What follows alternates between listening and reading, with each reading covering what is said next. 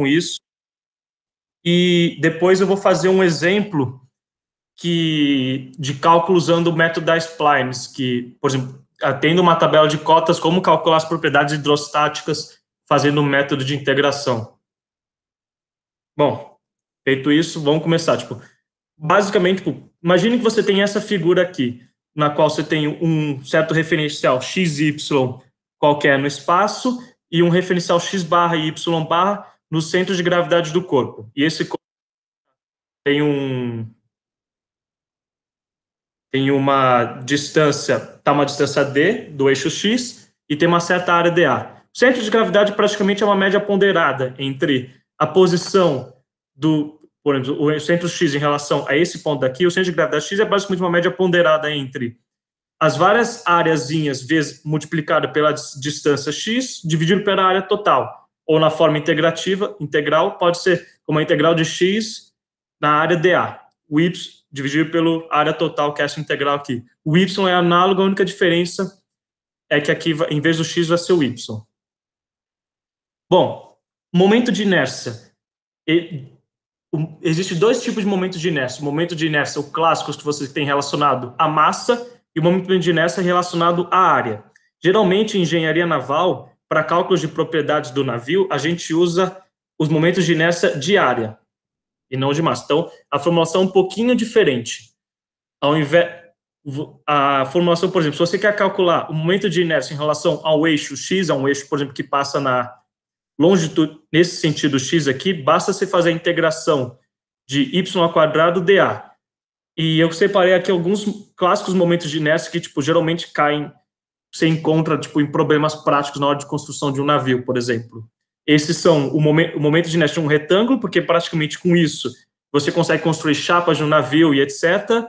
Círculos, porque geralmente círculos também são importantes, e triângulos também. Estes aqui estão relacionados geralmente a placas curvadas, e estes aqui são relacionados a outros elementos, como brackets. Então, geralmente você usa esses três momentos de inércia comum, de modo geral. E, passando para lembrar também que existe o teorema do eixo paralelo, que é basicamente um jeito de você calcular o seu momento de inércia de área para qualquer eixo, sabendo a distância entre eles. Então, como que calcula? Eu calculo primeiro o meu momento de inércia passando pelo centro de gravidade do corpo, centro de área, desculpe, que é esse ix0, que corresponde a esse momento de inércia x passando por esse eixo x barra. E, para calcular, se eu quero calcular o momento de inércia em relação a este aqui, basta saber a área deste corpo e a distância entre o eixo x e o centro de área deste corpo, que está representado aqui. Então, no final, acaba sendo que o momento de inércia x em relação a esse eixo deste corpo é o yx0 mais a vezes a distância ao quadrado.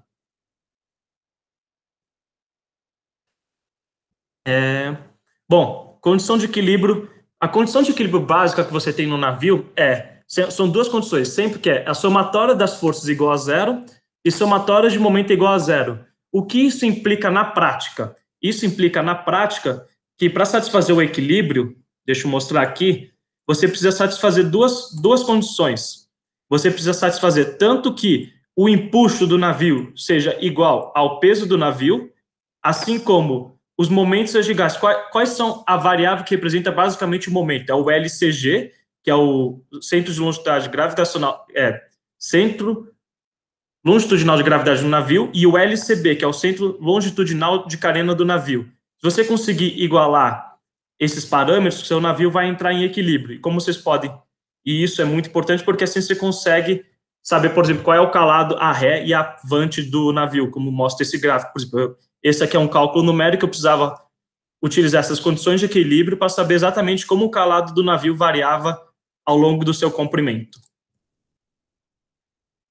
Bom, mas eu falei de empuxo. E como calculo o empuxo, na verdade? O empuxo, ele é calculado como, basicamente, ρ vezes g, que isso é uma constante de massa, para transformar em Newton, vezes o volume submerso. Isso todo mundo ok, né? Todo mundo lembra disso. E a pressão hidrostática também é bem simples, que é o jeito para você calcular, porque esse empuxo pode ser calculado desse jeito, se você souber o volume submerso, ou ele também pode ser calculado pela integração da área, e da integração da pressão, E a pressão basicamente é a pressão atmosférica mais o ρgh. Todo mundo lembra disso de McFlu 1. E aí a força total basicamente é a integração desta pressão na área, e esta força vai ser aplicada no centroide da área. Se a gente integra o campo de pressões ao longo de todo o casco do navio, esta força, que é o empuxo, vai ser aplicada justamente no centroide da área, que é o centro de carena, que é o nosso CB.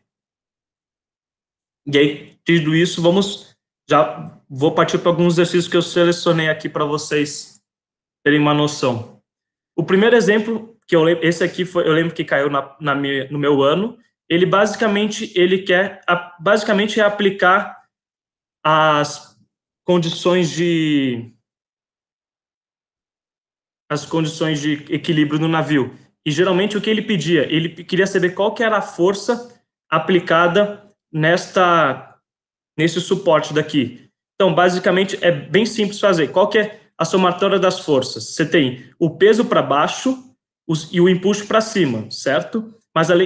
E você pode chutar qualquer valor para o sentido da força do apoio aqui.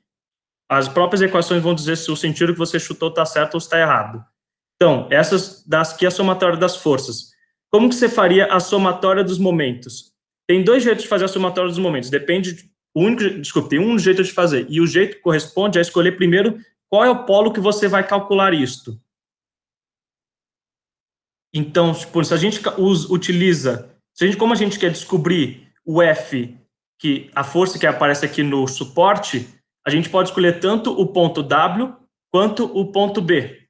Tanto faz. Sabendo as distâncias, a gente consegue descobrir essa força e, basicamente, resolver um sisteminha, duas equações aqui. E aí, talvez você tenha que achar uma distância ou outra aqui.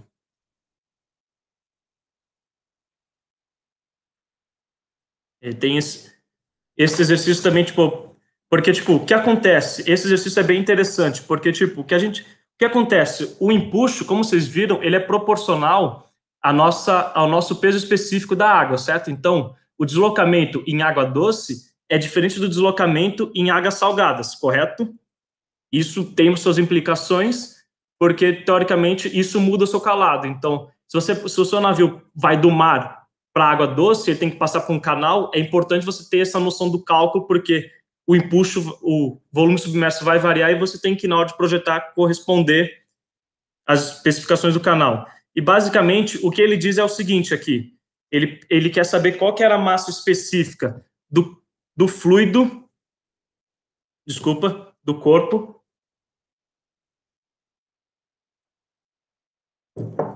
sabendo que...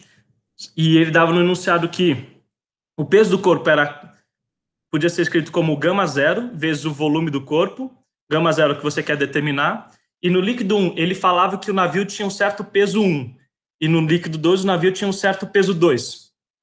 Então, basicamente, é fazer aquela equação de somatória das forças. Então, se a gente está medindo que tem um certo peso 1, isso aqui é a resultante. Então, na verdade, é o peso do navio menos o empuxo 1 no líquido 1. E, de modo semelhante, o peso 2 vai ser o peso total do navio menos o empuxo no líquido 2. E, como a gente viu, o empuxo pode ser calculado como o peso específico, que isso, na verdade, é ρg. Então, seria ρ1 vezes g, vezes o volume de 1. E aqui também o γ2, que é ρ2g vezes v2.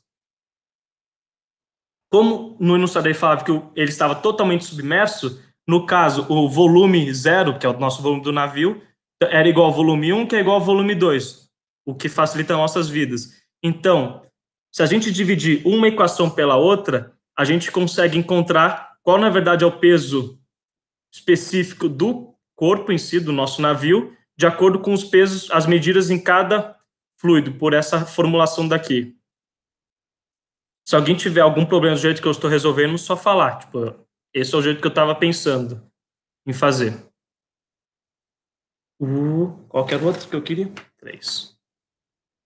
Esse é um problema clássico que pode aparecer também.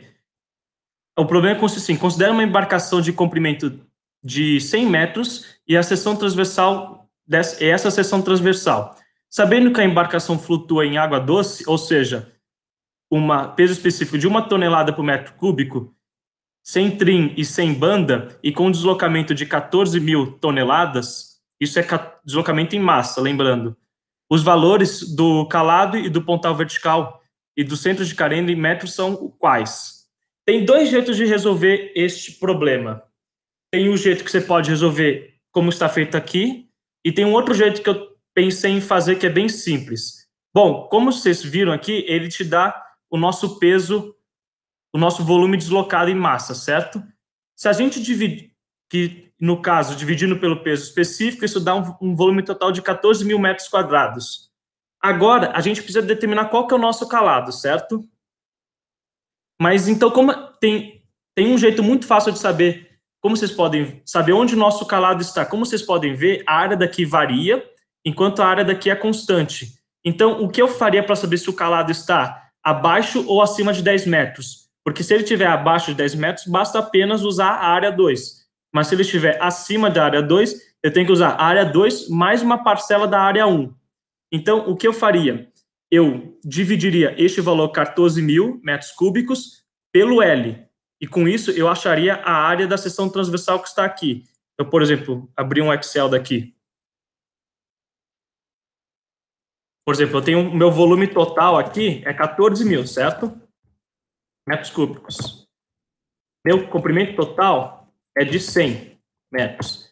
Dessa forma, a área que eu preciso ter para proporcionar este volume, basicamente é 14 dividido por 1.000. Isso dá uma área de 140 metros quadrados. Vamos fazer agora, então, qual que seria a área teórica A2?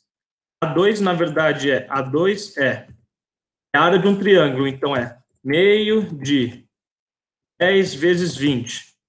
Opa, quer dizer que nossa área 2 tem 100 metros quadrados, mas a gente precisa de uma área de 140 metros quadrados. Logo, eu preciso de qual área 1? Eu preciso de uma área 1 que corresponda a 40 metros quadrados, certo? Como que eu calculo? Por sorte, minha área 1, ela é um retângulo. Então, basicamente, para calcular o calado que eu preciso aqui, basta fazer a altura vezes 20. Então, esse dividido por 20, no caso. Como vocês podem ver, tipo, o resultado é bem próximo do que está aparecendo aqui. Mas vocês podem ficar, pô, precisou de 2 aqui, metros só. Mas não se esqueça que o calado é, na verdade, esse 2 mais os 10 metros que estão aqui. Na verdade, tem um calado de 12 metros, que é o que o nosso problema, que é a resposta do nosso problema. O outro jeito de você calcular é justamente fazer aquilo que essa solução que a Camila apresentou, que basicamente o volume é o L, já que o nosso comprimento é constante, vezes a integral de área deste corpo daqui. Como que é a nossa integral de área? Ela é uma integral de 0 a t, porque a gente não sabe, t é a nossa variável que a gente quer calcular, e de 0 a x. No caso, x é nessa direção daqui. Então, eu tenho x e y nesse sentido.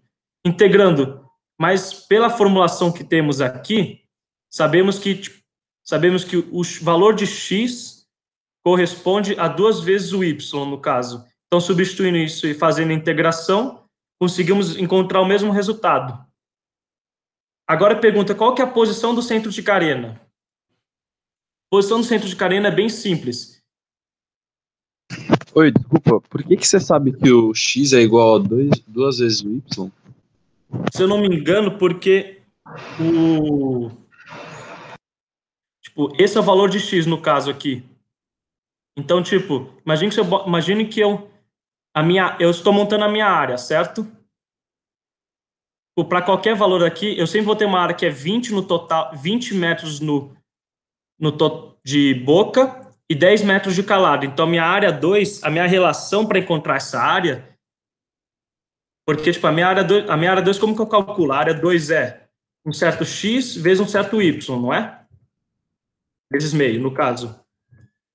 O nosso x é sempre a boca. Então, tipo, por exemplo, eu tenho 20 e 10 aqui no caso. Essa altura daqui. Mas isso aqui é um triângulo. Então, para qualquer seção, a área sempre vai ser proporcional a estes valores de x e y. Fez sentido? Então, por exemplo, se eu pegasse uma altura de 5, na verdade, 5 metros, o comprimento vai ser 10. Se eu pegar uma altura de 7,5, vai ser 15. Se eu pegar uma altura de 2,5, vai ser 5. Fez sentido? Sim, entendi. Obrigado. Imagina. Tipo, eu gosto de fazer por essa resolução que eu fiz aqui, porque aí já te dá uma dica de mais ou menos onde que tá o calado e não precisa ser tão no chute assim, entende?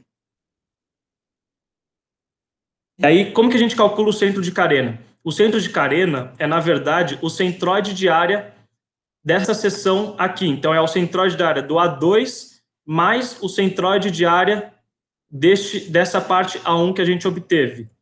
Então, como que eu calcularia? KB. Eu posso fazer isso separadamente e somar separadamente. Então, vamos calcular o KB de A2, o KB de A1 e o KB total, no caso. Desculpa. O KB de A2 é o quê? Basicamente é 2/3 dessa altura de 10, certo? O centro de gravidade de um triângulo. Então, é 2 dividido por 3 vezes 10 metros. E o KB de A1 é... Qual que é o KB de A1? É 10 metros mais...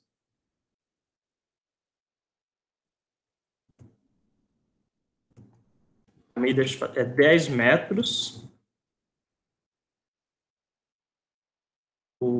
Calma. O centro de gravidade disso aqui está... Qual era o calado aqui que eu tinha obtido? H. Então, ele está a 1 metro desta linha d'água daqui. Então, na verdade, isso aqui é 11 metros. Dessa forma, o nosso KB, como a gente calcula?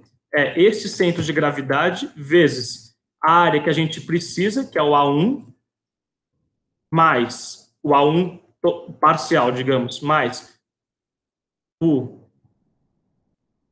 aqui é o A2, mais o A1 que a gente encontrou, que é o centro de gravidade, vezes o H, vezes a área que a gente precisa, dividir pela área total que a gente tem. Isso dá um KB de 7,9 metros. É como que vocês podem ver aqui na resposta. Ela fez essa formulação aqui na hora porque ela meio que aproximou esta parte daqui.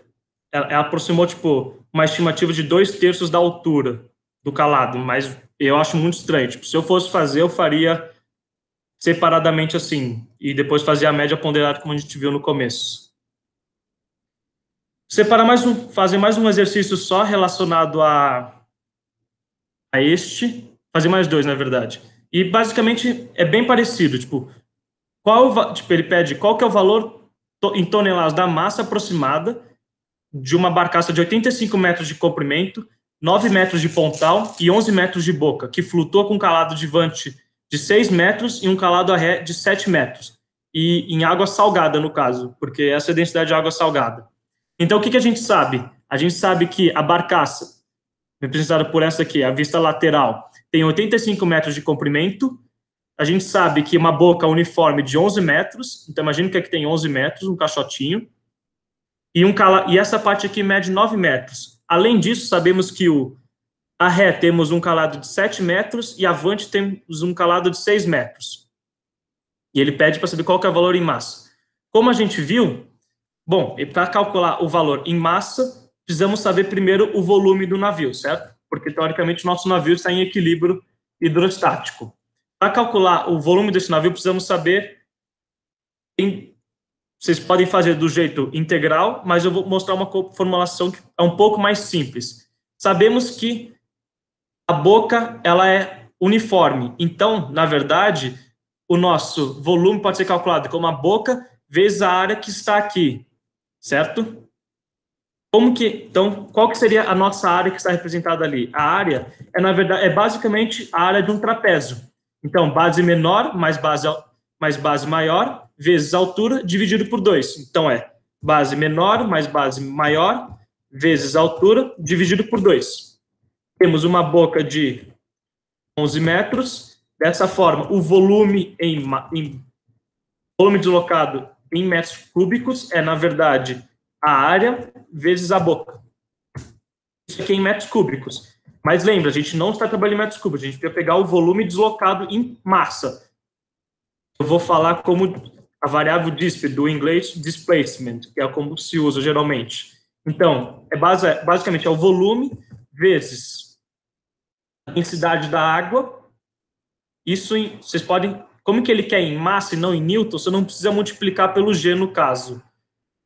E além disso, como que quer em toneladas, você já pode transformar isso aqui nas unidades de toneladas. Então, isso aqui, na verdade, em vez de ser 1.025 kg por metros cúbicos, você pode multiplicar apenas por 1.025, que vai ser em toneladas.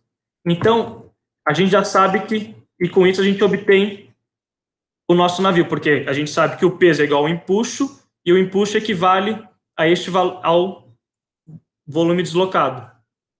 Todo mundo entendeu a resolução? Mais ou menos como faz? Você também pode obter esse volume a partir da integração desse casco, dessa área daqui, porque o B também é constante. Aí, para você achar o volume dela, a área dela, basta transformar esta linha daqui numa função de primeiro grau, como que ela mostra aqui, e integrar essa função de primeiro grau de 0 a L. Só que, sei lá, eu tento evitar umas contas complicadas dessa na prova, então eu prefiro trabalhar com geometria quando dá, que é um pouco mais fácil para mim.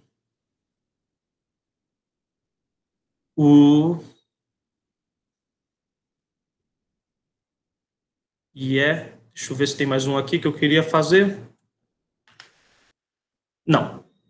Esse exercício só que trabalha um pouco aquela parte que eu disse de água salgada com água doce, e com isso como o deslocamento pode mudar, mas isso não vou... Depois a gente passa para isso. Alguém tem alguma dúvida desses conceitos básicos, antes de eu passar para o plano de linhas? Cadê? Alguém tem ou posso prosseguir? Beleza, então. Bom, o que é o plano de linhas? O plano de linhas, basicamente, é um desenho técnico que tem como função representar a geometria do nosso casco em diferentes planos. Então, imagine que com isso eu quis mostrar um exemplo prático para vocês de como que é feito um plano de linhas. Imagine que eu tenho este casco daqui. Eu tenho um casco de um navio, um projeto que eu estava fazendo.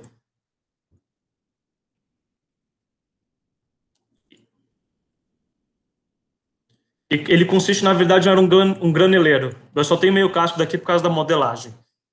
E eu preciso fazer um desenho técnico que mostre justamente como é a curvatura do casco nos três eixos. Então, eu preciso saber como que é a curvatura ao longo do comprimento, ao longo da boca e ao longo do calado. E o plano de linhas tenta passar isso. Um jeito muito fácil, eu vou mostrar aqui para vocês mais ou menos como funciona. Por exemplo, eu quero projetar como que é as minhas balizas, no caso, como que varia a curvatura no sentido longitudinal. E para isso, basta 14.000... número aqui só para vocês terem uma noção. Como vocês podem ver, ele gera curvas que mostra como que seu casco varia ao longo do comprimento. Se vocês verem aqui, mostra justamente isso. Ele está mostrando curvas que estão descrevendo o nosso casco. Só dar voltar nisso. Bom, depois o procedimento para fazer é justamente isso que eu fiz. Você vai pegar curvas que mostram o nosso casco nos três eixos. E com isso você tem que obter um desenho parecido com este daqui que eu obtive. São três planos que você precisa sempre obter, que são as três vistas.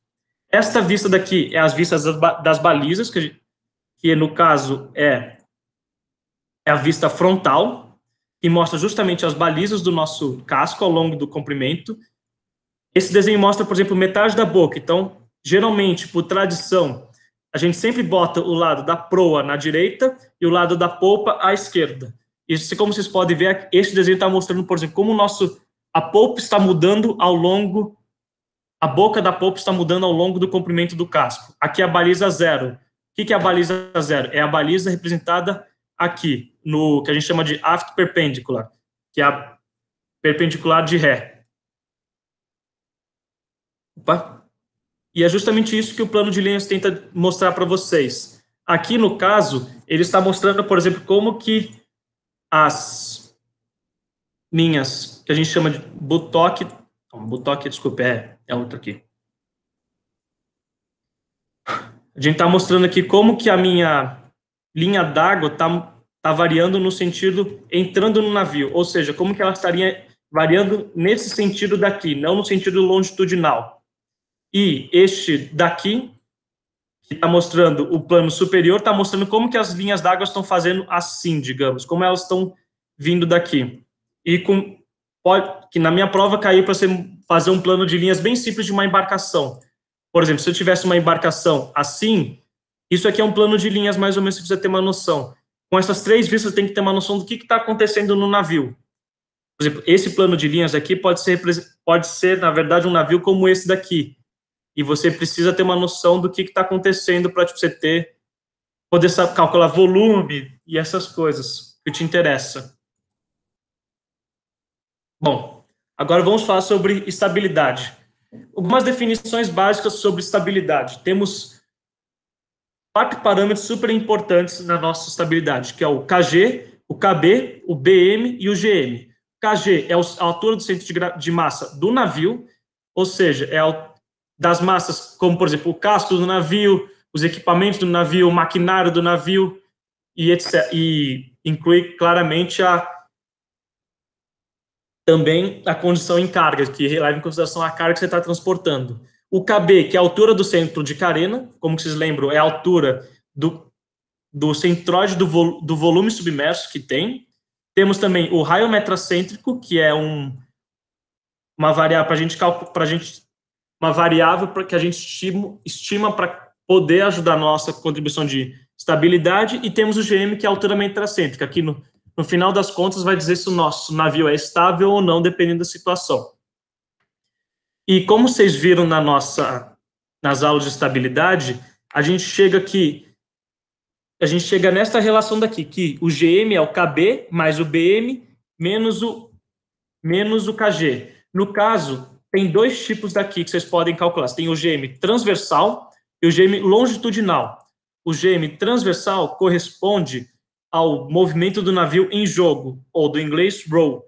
E o GM longitudinal corresponde ao GM do navio no movimento de trimagem, se eu não me engano, em português, mas em inglês é pitch. Mas eu queria fazer um parênteses com vocês a mais. Porque sempre em estabilidade a gente sempre vê, não, GM tem que ser positivo e dane-se, não importa o valor assim. E eu queria perguntar para vocês se existem limites realmente para esse GM. Vocês já ouviram falar de alguma limitação para esse GM ou não?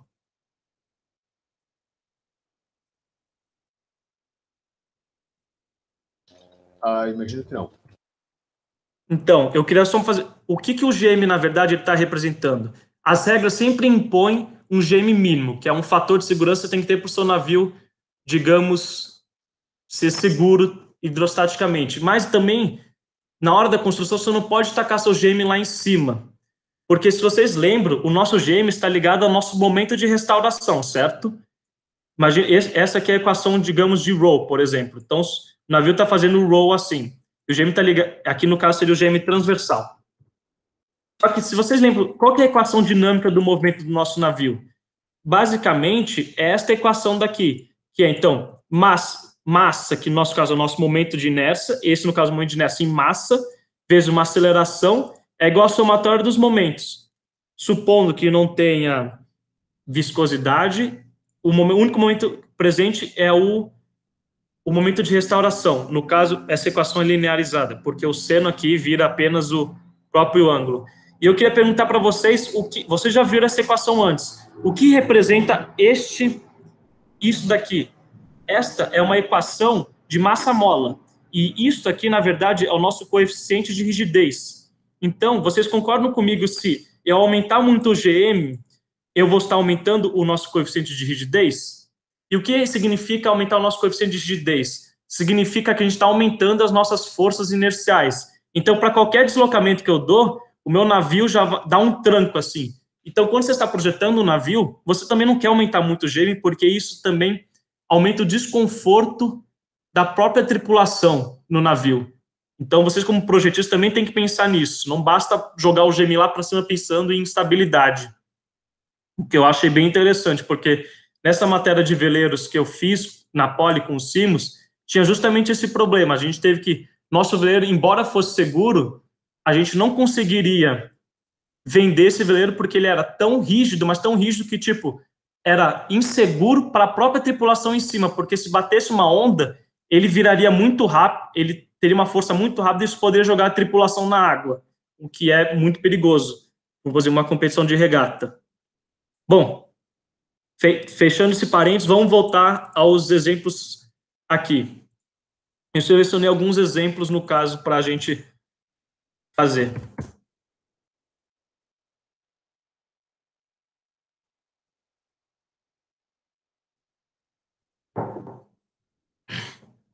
Cadê? Aqui. Este problema daqui. Considere um pontão de seções transversais retangulares com comprimento L, boca B e pontal D, flutuando em águas calmas, em calado uniforme igual a 1/3 da boca e a altura do CG igual ao calado. Nessas condições, o raio metracêntrico transversal e a altura metracêntrica transversal são... Então, ele quer o meu raio metracêntrico, que é o meu BM, e a minha altura metracêntrica, que é o GM. Como que a gente calcula o BM?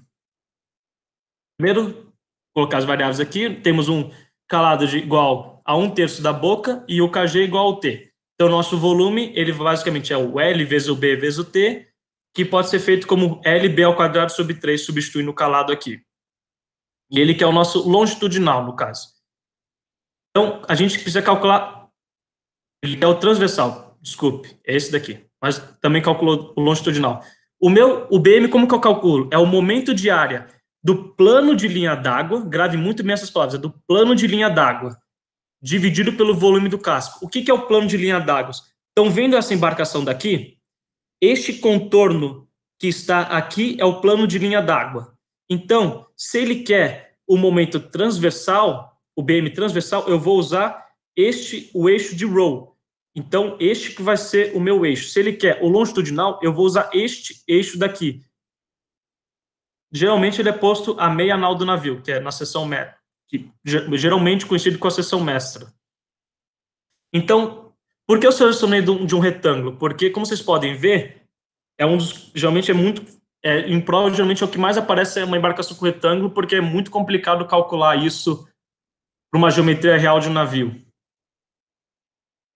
Então, qual que é o nosso plano de linha d'água na verdade temos? Deixa eu fazer até aqui que fica mais fácil. O plano de linha d'água, imagine que essa embarcação é retangular. E aqui é a vista de cima. Temos um eixo que passa por aqui e um eixo aqui. O plano de linha d'água é justamente isso que vocês estão vendo. Um retângulo de comprimento L e base B. Se queremos o transversal, temos que usar este eixo daqui. Então, qual que é o nosso momento de inércia? É base vezes altura ao cubo, dividido por 12. Nossa base, no caso, é o L, e a nossa altura é a boca ao cubo. Como vocês podem ver, é justamente isso. O momento é L vezes base ao cubo dividido por 12, e dividindo pelo volume que a gente encontrou, a gente acha um BMT igual a B sobre 4. Se a gente quer agora o BM longitudinal, a gente tem que colocar um eixo aqui, e na verdade a nossa base e a nossa altura mudaram para o retângulo, porque agora isso aqui virou a base, e isso aqui é igual à altura. Então, nossa base vai ser a boca e a altura vai ser o L. Então, na verdade, nosso momento de inércia longitudinal é BL ao cubo dividido por 12. Por isso que, geralmente, você tem ângulos muito maiores para jogo no navio, você consegue ordenar um navio até 60 graus, enquanto para trim é muito difícil você passar de 1 grau de trim, porque o seu BML seu momento de inércia é tão maior que o momento de inércia transversal, existe mais resistência para o navio trimar. Vocês entenderam isso que eu quis dizer? Sim. BMT, como que a gente calcula? É aquilo que a gente viu, KB mais BM menos KG. KB, uma seção a gente tem 1/3, é uma seção quadrada com 1/3 da boca ao calado. Então, o nosso KB vai ser 1/3 do próprio B, que, na verdade, é meio, desculpe, é um retângulo. Então, esse aqui é o nosso KB, que é B sobre 6, que, na verdade, é meio vezes 1/3 de B, mais o nosso BMT, que é B sobre 4, menos o KG, que é 1/3 de B. Como o GMT deu positivo, porque B é sempre positivo, o nosso navio é seguro, tem estabilidade transversalmente, em roll ou jogo. Se a gente aplicar o mesmo procedimento para o longitudinal, bem simples, a gente calcula o BML, mudando o nosso eixo de momento de inércia, e a gente aplica a mesma formulação. Aplicando a mesma formulação, a gente vai encontrar o GML, que também vai ser positivo.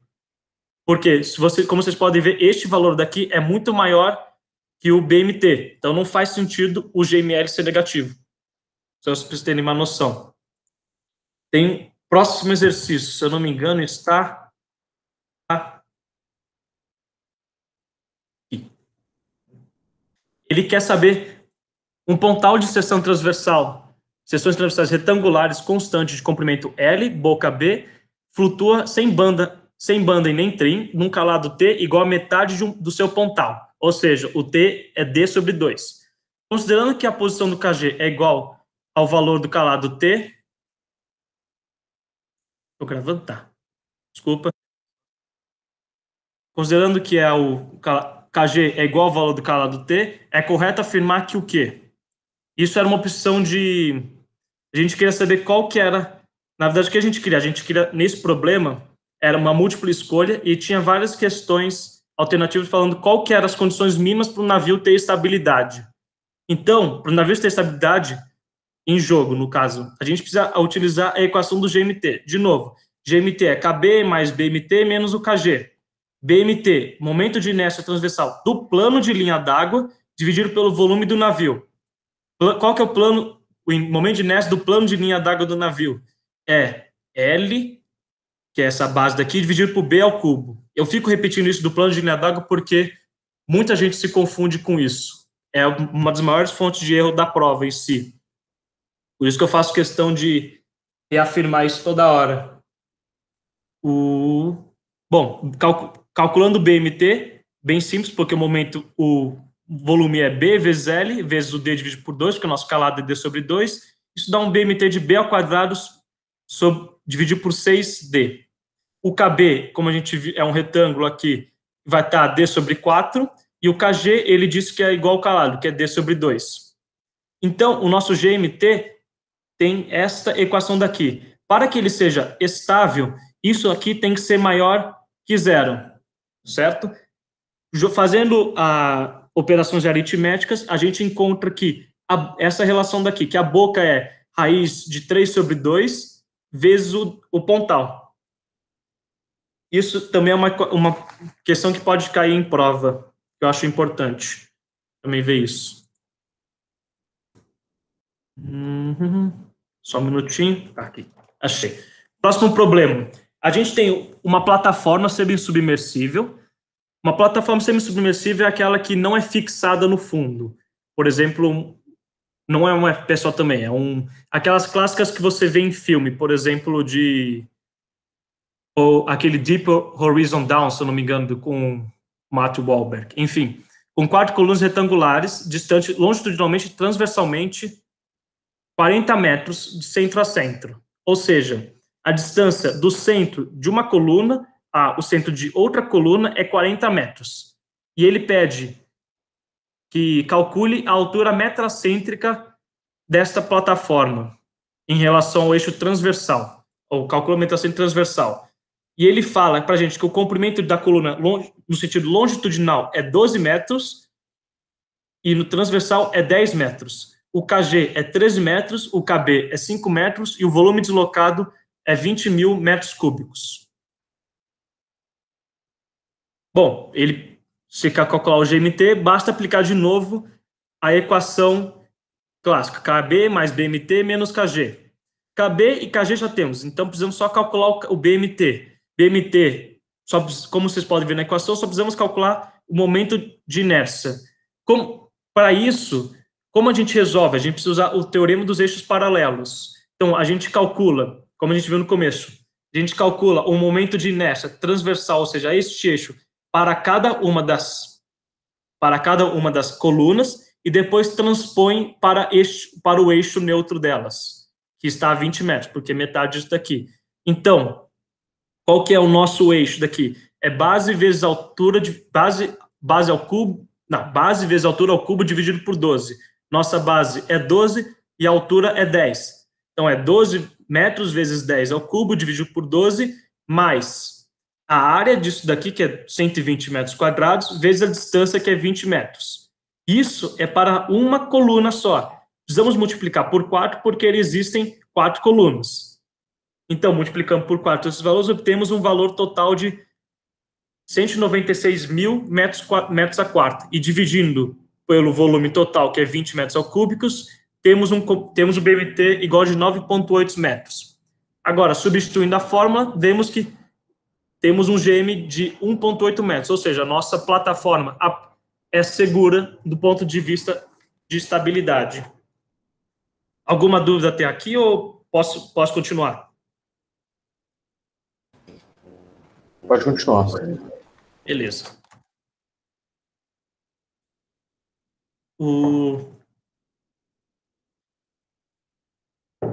Só um minuto, deixa eu ver aqui uma coisinha. Não.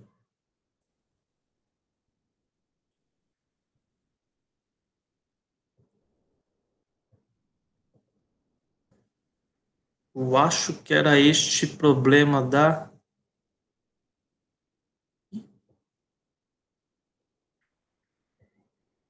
Não estou achando o outro problema que eu queria, mas também era nesse mesmo...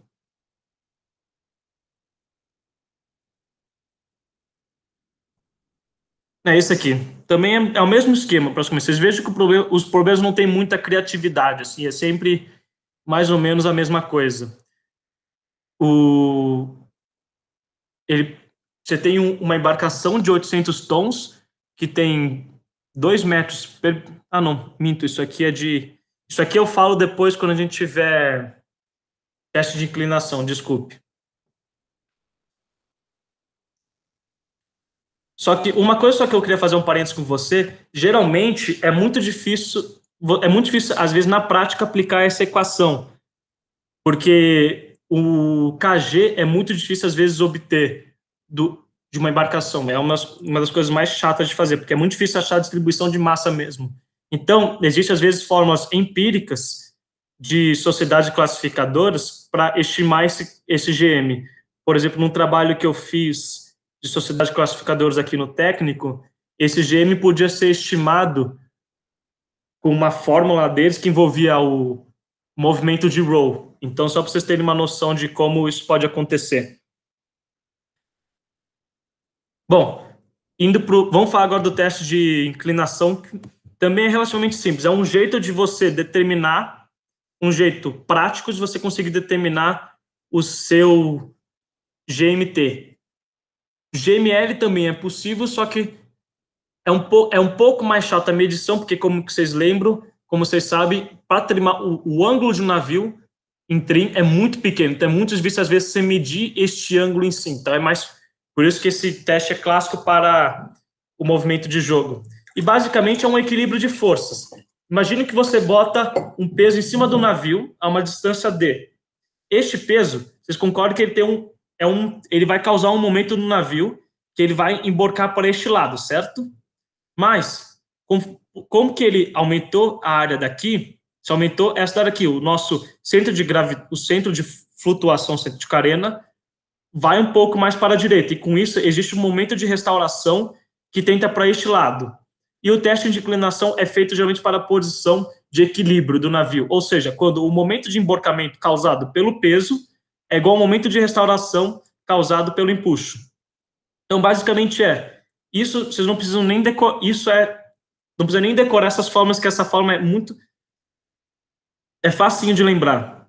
Imagine que o nosso navio tem o peso tem uma certa massa. Desculpa, como que é o momento? O momento é força vezes um certo braço, né? Nosso momento de restauração a gente já viu. É o nosso peso aqui, que é o nosso deslocamento do navio, vezes o nosso braço. Por que GMT seno alfa? Porque isso aqui está ligado, porque na verdade, o nosso braço de restauração está ligado ao GZ. E esse GZ para pequenos ângulos pode ser representado por GMT seno alfa. E qual que é o emborcamento? É o WG, que é o peso do bloco, vezes o braço. E este braço, ele é basicamente a distância que você tem aqui, essa distância perpendicular daqui, porque vocês lembram que o momento é sempre da distância perpendicular. Ele é basicamente o D que temos, a distância daqui, vezes o cosseno alfa. O alfa, no caso, é a inclinação da linha d'água, é quantos graus o nosso navio inclinou. Então, por exemplo, se no problema você fala, nosso navio inclinou 15 graus, a gente entra com 15 graus tanto aqui quanto aqui. E com isso a gente obtém esta relação daqui, que a tangente do ângulo alfa, que é a tangente da inclinação da linha d'água, é W vezes D, dividido pelo deslocamento em toneladas, que isso aqui está em massa, isso aqui também tem que estar em massa, então, vezes o GMT. E com isso vamos fazer uns exemplos para vocês entenderem como que aplica isso. 10. Um minuto.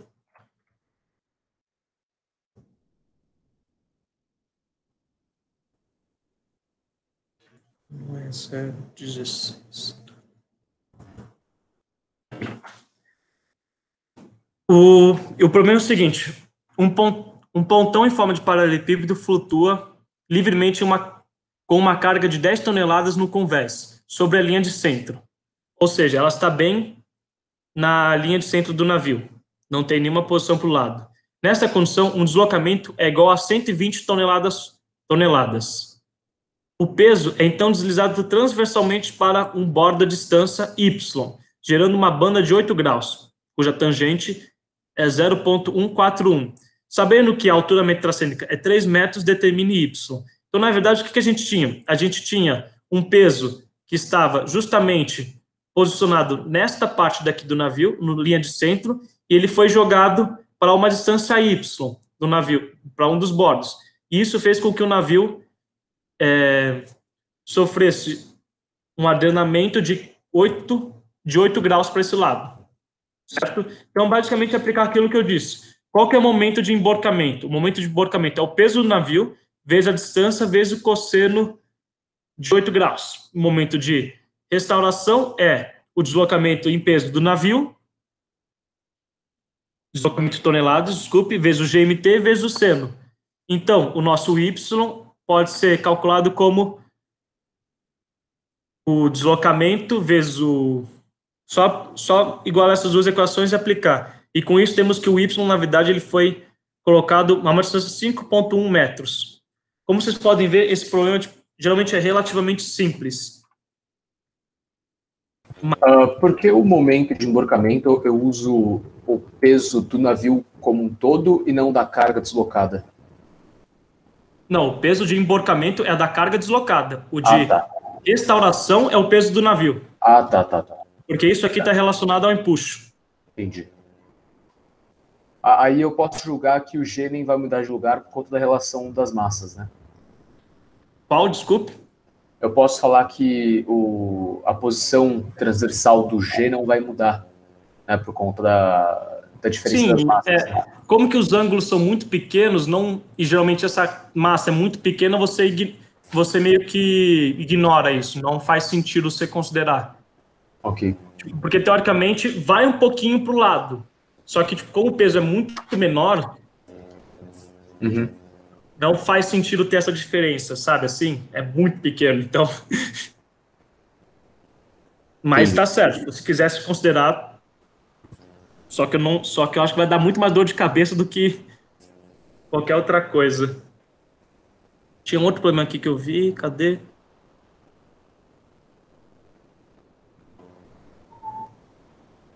Ah, não, tá aqui. 5.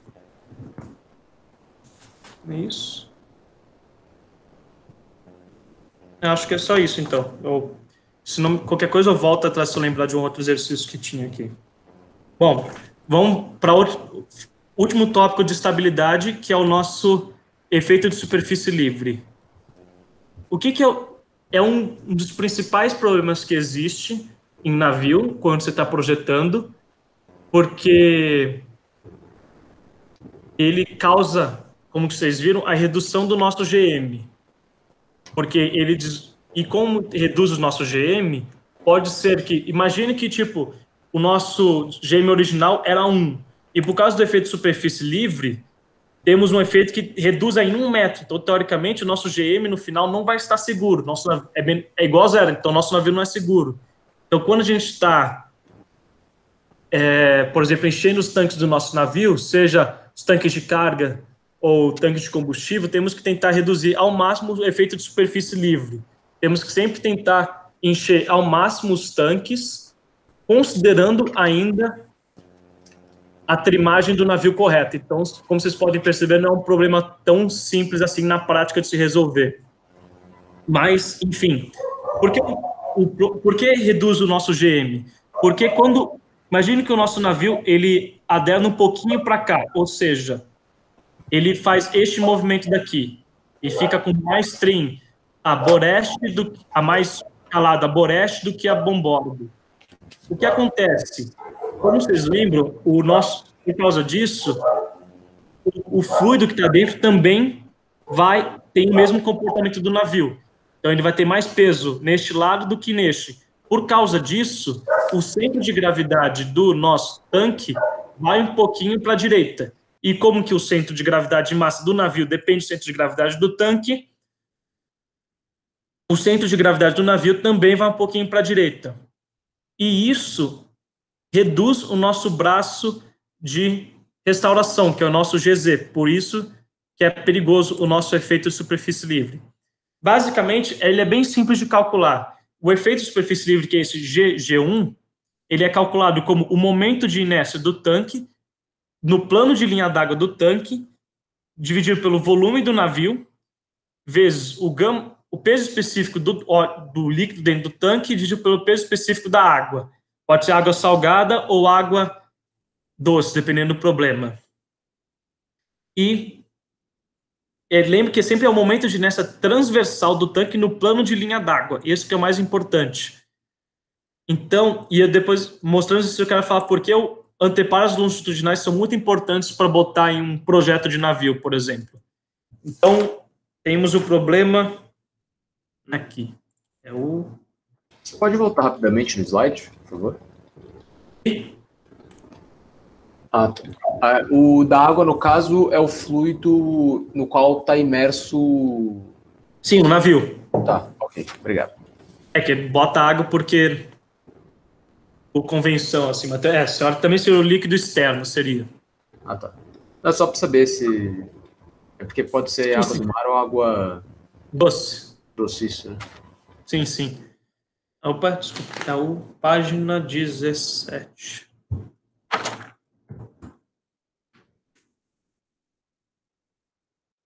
Cadê? Ah, tá aqui.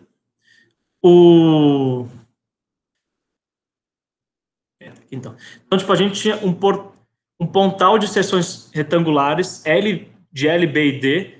Temos um pontal com isso. A embarcação possui um tanque de comprimento D, que se estende de um bordo a outro bordo, do fundo até o pontal. Então, temos um tanque que é isso aqui, basicamente. É basicamente o próprio compartimento do navio.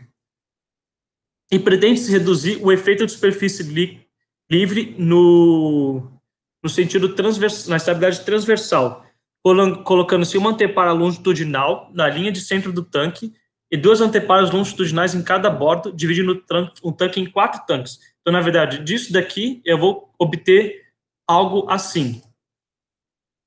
E ele pede para a gente saber qual o tamanho da redução que a gente tem no efeito de superfície livre. Então, como o nosso navio continuou o mesmo, a única coisa que a gente está mudando é o momento de inércia. Vocês concordam? Dividindo aqui? É muito fácil saber quanto que reduz o efeito de superfície livre. mas eu vou mostrar o porquê e depois eu explico.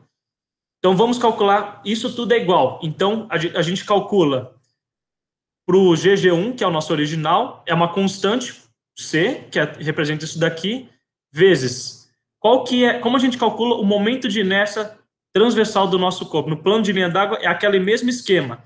Imagine que temos um tanquezinho, imagine que esse aqui é o nosso tanque, certo? Temos um tanque, deixa eu fazer um negócio diferente aqui.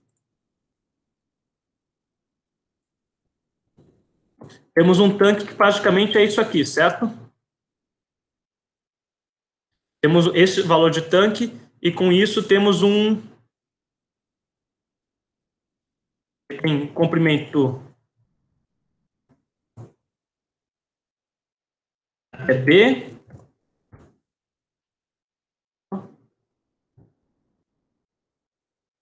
o navio tem um comprimento B e por B.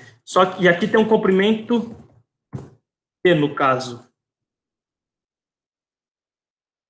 O que a gente está fazendo, na verdade, qual que é o nosso momento de inércia? O momento de inércia está passando aqui, certo? Então, é base vezes altura ao cubo. Qual que é a nossa base? A nossa base, ele fala que o comprimento do tanque é Dzinho. Então, é Dzinho vezes B ao cubo, que é a boca do navio, dividido por 12. Como que eu calculo? Agora, vamos para o tanque compartimental, que é dividido em 4. O GG1, que a gente calcula, na verdade, a gente tem que calcular para cada um dos tanques. Então, como isso aqui se mantém, a mesma coisa, então é uma constante C vezes o momento de inércia a somatória dos momentos de inércia de cada tanque.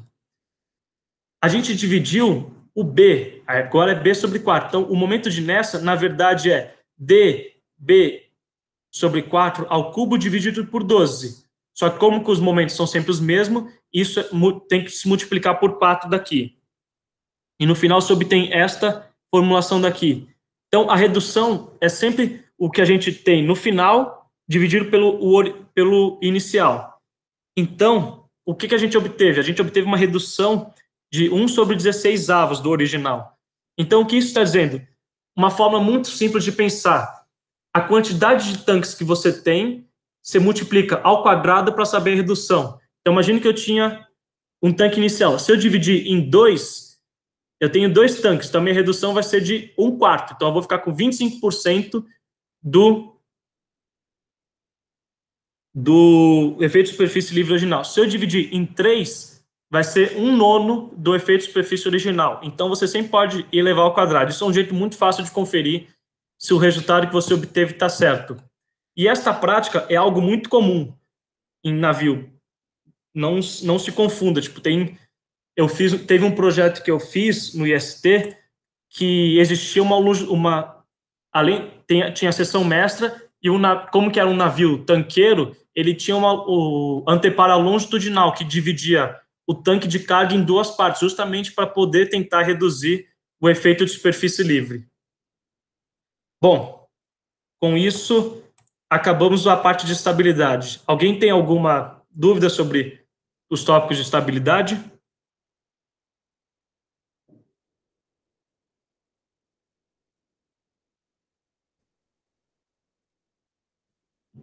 Vamos seguir em frente, então.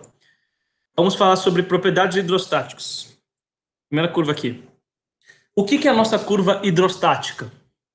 A curva hidrostática, ela é um gráfico que mostra como que as diferentes propriedades hidrostáticas do meu navio está variando conforme o meu calado. Ou seja, deixa eu apagar isso aqui. Imagine que eu tenho para este problema daqui, eu tenho um certo navio, um certo casco, e eu quero obter as propriedades hidrostáticas desse navio. O que eu faço? Eu vou medindo a propriedade hidrostática para cada calado do navio, ou para cada deslocamento, se você quiser também, porque se você tem... A curva hidrostática pode ser construída tanto como input o calado, quanto o deslocamento. Então, depende dos parâmetros que você já tem. Então, o que eu fiz? Eu fiz isso numericamente. Eu tenho um código aqui que eu tenho as propriedades do meu navio, que estão representadas aqui. Boca boca, comprimento e T, que é o calado máximo, que é essa altura daqui. O KG eu também tenho, densidade da água e gravidade. É que isso aqui era parte de outro código, aí por isso tem umas outras coisas a mais. E o que eu quero, na verdade, é calcular todas as propriedades hidrostáticas. Quais são elas? Eu tenho... Elas estão representadas aqui. Eu tenho a área de linha d'água, da linha d'água, ou seja, a área de cada plano do navio aqui, como vocês podem ver, são essas linhas azuis. Então, eu quero obter a área dessa linha maior, a área da linha menor, e etc. Eu tenho também o coeficiente de linha d'água, que basicamente ele mostra quanto da área de linha d'água está sendo preenchida dentro de um retângulo de tamanho L por B. Se eu tenho esta figura daqui, o meu CWL vai ser a área que eu tenho que está mostrada aqui dividido por esse retângulozinho. Temos também o momento para trimar o momento para afundar 1 centímetro. Então, que é bem simples calculado. Ele pode ser calculado como O vezes a área de linha d'água vezes um calado, que é o volume. Mas o nosso calado é 1 centímetro. Então, por isso que esse 0,001. Temos também o LCF, que é o centro longitudinal de flutuação, que basicamente é o centro longitudinal do centroide dessa área de plano de linha d'água, que é por onde a gente calcula momentos de inércia, etc. Temos também o coeficiente de bloco, coeficiente prismático, desculpe. Temos também o momento para trimar 1 centímetro e também podemos calcular o KB. Essa aqui é uma forma que existe no livro, nas notas da apostila. É uma forma empírica de calcular, mas no caso aqui, como que eu tinha o casco em si, eu consegui calcular. Vou mostrar praticamente só para vocês como calculo. Então, tipo, eu calculei para tudo. Eu calculei para cada seçãozinha, eu calculava a propriedade hidrostática e com isso eu fui obtendo. Então, rodando o código, por exemplo, eu quero 1000 watt só para fazer o gráfico. Então, como que eu trabalhar no problema? Eu tenho uma curva, por exemplo, um gráfico como este daqui, e cada linha está indicando uma coisa. Imagine que no meu problema ele fala, não, eu tenho um barco de um comprimento L, uma boca B e um calado de 3 metros, por exemplo. Obtenha as propriedades hidrostáticas para mim, de acordo com as curvas hidrostáticas. O que eu faço? Eu entro com o calado de 3 metros aqui, que é draft, e pego justamente todos os pontos que estão relacionados a este calado. É assim que você trabalha com as curvas hidrostáticas. Ou, por exemplo, imagine que ele fala, eu tenho um deslocamento de 10.000 toneladas, por exemplo. Obtenha para mim as propriedades hidrostáticas do navio e o seu calado. Como que eu faria? Eu entraria na curva do deslocamento. Então, preste bem com atenção a escala que está aqui. Então, se eu falei que era 10.000, na verdade, eu vou entrar com valor igual a 1 aqui. Eu vou entrar igual o valor de 1, por exemplo. Deve estar mais ou menos aqui. Então, é essa curva aqui, ó, valor de 1. Isso aqui dá mais ou menos um calado de 4,5 metros. Com esse calado de 4,15 metros, eu consigo, é só estender neste eixo daqui para obter todas as outras propriedades hidrostáticas para aquele calado. Vocês entenderam como trabalha com as curvas hidrostáticas? É bem simples, ela só tem esse jeitão que vocês têm que saber como interpretar elas. Infelizmente, eu não achei exercícios sobre isso, por isso que eu preferi mostrar com este exemplo daqui. Tudo bem para vocês? Eu não achei nenhum outro assim. Só uma dúvida, o TCM é para adicionar 1 centímetro de calado, quantas toneladas a cada centímetro de calado, é isso? Isso, por exemplo, imagine que eu tenho um TCM igual a 1 metro. 1 metro igual a 1 tonelada. Então, o que ele está dizendo? 1 tonelada por centímetro. Ele está dizendo que eu preciso, cada 1 tonelada que eu acrescento, eu aumento 1 centímetro no meu calado. É isso que ele está representando, entendeu? Entendi. E é análogo ao MTCM. Quantas toneladas eu preciso acrescentar para trimar 1 centímetro no meu navio, entendeu? Por isso que tem essa formulação daqui. Sim. Tipo, então vocês podem ver, tipo, ó, GML e deslocamento, é o braço de emborcamento, o momento de restauração. E isso aqui tem a ver com o 100 vezes o R vezes o MTCM, é o momento de emborcamento. Aí agora, vamos partir para o último tópico, que é calcular. Como a gente calcula essas propriedades hidrostáticas numericamente mesmo, que é uma coisa que pode cair em problema de prova. Deixa eu fechar umas abas aqui só. Por exemplo, na apostila, imagine que ele passa uma certa tabela de cotas. Uma tabela de cotas, ela basicamente descreve é um outro jeito de escrever o nosso plano de linhas. Ela mostra como que varia a boca do navio para os diferentes calados e ao longo do comprimento do navio. Quando não se tem um certo valor aqui, quer dizer que não existe calado para aquele navio, ou seja, é aquele desenho que eu tinha mostrado, a boca, por exemplo, a boca na polpa, ela começa a partir de uma certa altura, por isso que tem 0 aqui no caso. E existem vários jeitos de calcular as propriedades hidrostáticas numericamente. Geralmente, elas têm as propriedades são integrais, ou várias somatórias, discretizadas. Não é nada mais que isso numericamente. Então, existe vários jeitos, como vocês viram em cálculo numérico, de fazer uma integração numérica. Existe o método dos trapézios, que é um dos mais utilizados, é um dos mais simples, mas também existe a integração por Simpson, que é um método dos trapézios mais acurado, digamos assim. Ele tem umas precisões melhores. Foi pelo menos o que eu percebi trabalhando com. Basicamente, então, sabe, é basicamente isso aqui. Imagine que eu tenho uma curva f de x e eu quero calcular a área embaixo disso. Então, eu uso o método de Simpson para calcular a área embaixo disso. E é justamente isso que a gente quer fazer, calcular as propriedades hidrostáticas que a gente quer calcular numericamente, fazer isso numa tabela de Excel para fazer rapidamente isso.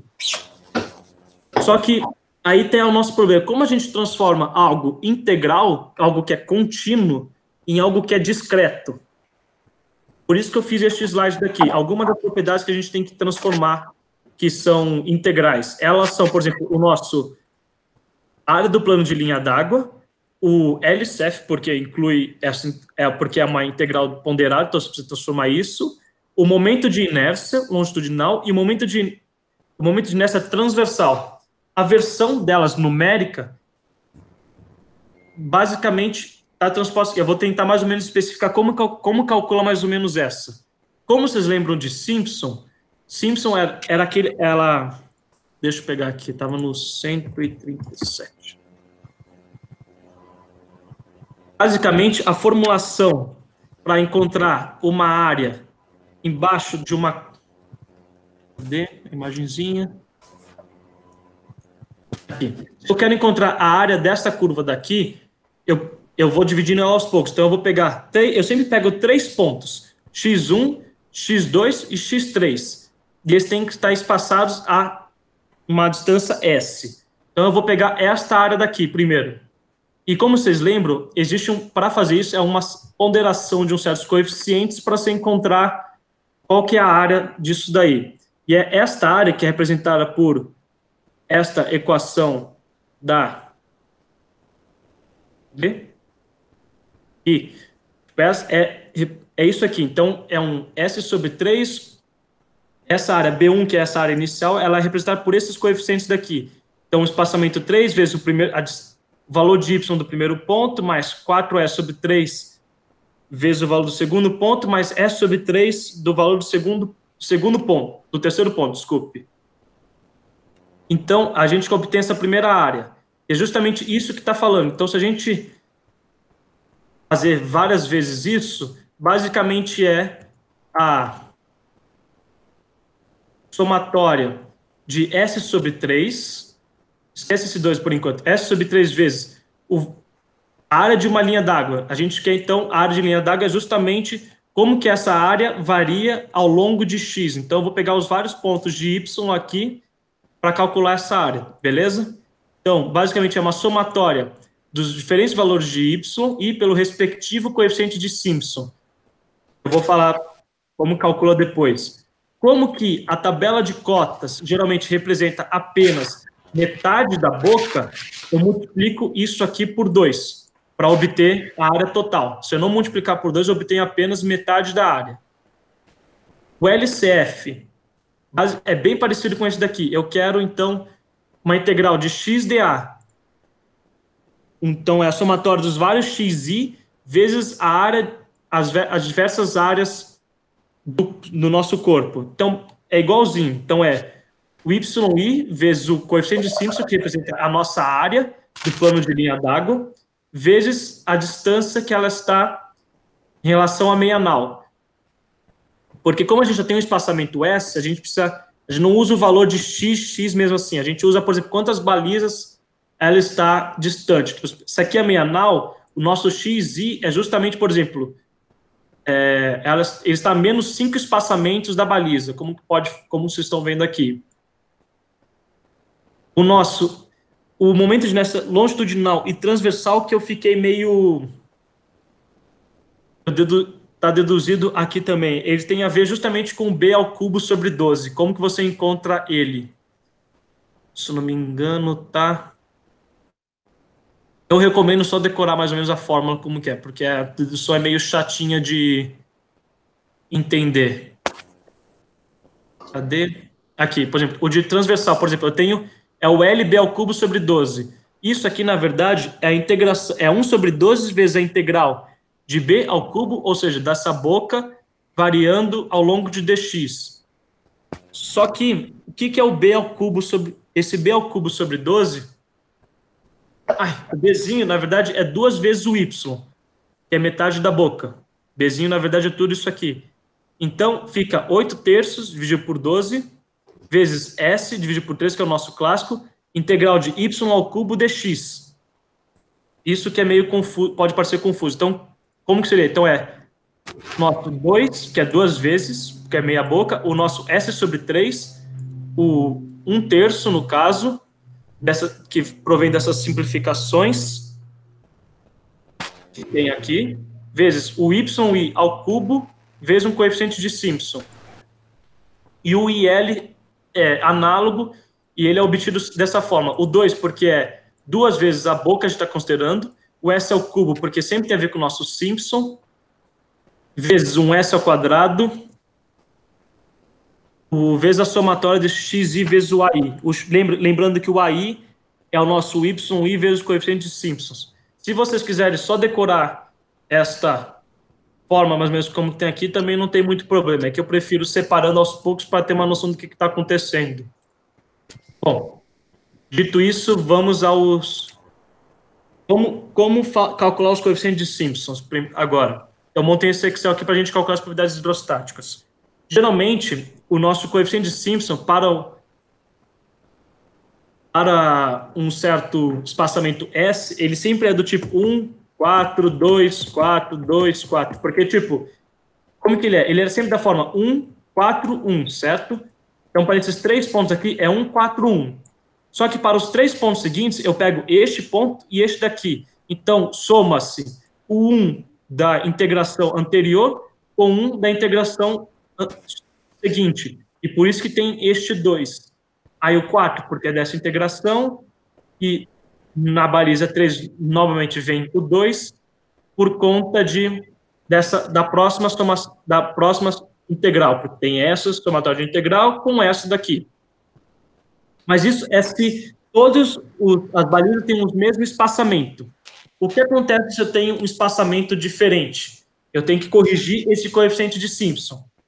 Então, supondo que o nosso espaçamento, no caso aqui, é de 18 metros.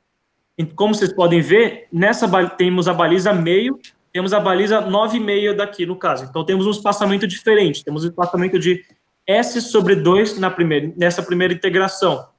Então, se o nosso coeficiente de Simpson era 1, ele vai virar meio. Na verdade, ele vai ser 1 vezes a relação entre o espaçamento que tem aqui com o espaçamento uniforme. Então, seria, por exemplo, 9 dividido por o 18, que é meio no caso. Isso se aplica também aqui no próximo coeficiente. Aqui era para ser 4, então isso aqui, na verdade, vai ser 2. O 1 que está pegadinho. Para essa integral, que dessa primeira aqui, vocês concordam que o espaçamento é meio S, certo? Mas, para a próxima integração, o espaçamento aqui é S. Então, na verdade, o que eu vou ter é 0,5 mais 1, o que resulta em 3,5. Ou 1,5. Não, 3. João, 3, você pode começar do começo? Muito bem, porque começa com 0,5 e depois 2. Né? O nosso coeficiente simples, como que ele era? É sempre o 1, 4, 1, não é? Então é 1, 4, 1 para a primeira integração. A segunda integração se usa outros 3 pontos. Então a primeira integração é essa, que usa 3 pontos, então é 1, 4, 1, certo? Na próxima, eu vou pegar esses 3 pontos. Então, teoricamente, eu teria eu vou fazer aqui do lado, 1, 4, 1 para essa próxima integração, certo? Só que esses dois coeficientes se somam. Então, na verdade, para a baliza 1, eu tenho um coeficiente de Simpson igual a 2. Depois tem 4. Aí depois 2 de novo. Aí 4, 2, 4, 2, 4, 2, 4 e 1 no final. Isso se todos os espaçamentos fossem iguais. Até aí, beleza? Sim. Ele sempre repete esse parâmetro. Não tem... É só lembrar das integrais. Tipo, 1, 4, 1, 1, 4, 1, 1, 4, 1, 1, 4, 1, 1, 4, 1, 1, 4, 1. Eu vou deixar isso aqui do lado para você entender. Então, originalmente era isso, certo? Só que, como vocês podem ver, nessas balizas daqui, eu tenho um espaçamento de S sobre 2. Então, para o Simpson funcionar, eu preciso fazer uma correção no coeficiente de Simpson. Como a gente supôs um espaçamento S aqui, certo? Então, como a gente tem um espaçamento S sobre 2, esse coeficiente que era 1 vai ser multiplicado por meio, porque é o 9 dividido por 18. É o espaçamento normal e o espaçamento à metade. Então, este coeficiente vai virar meio. Este coeficiente vira 2. É 4 vezes meio. Deixa eu pagar isso aqui antes. Se a gente só tiver, nessa primeira integração, você concorda que o coeficiente de Simpson aqui seria meio?